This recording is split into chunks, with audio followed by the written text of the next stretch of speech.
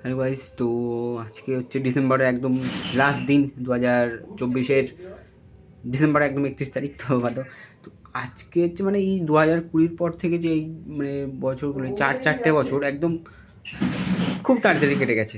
কারণ এই 4 বছর ধরে একদম বেকার, তো বেকারদের তো ভাই বছর একদম ফুস করে কেটে যায়।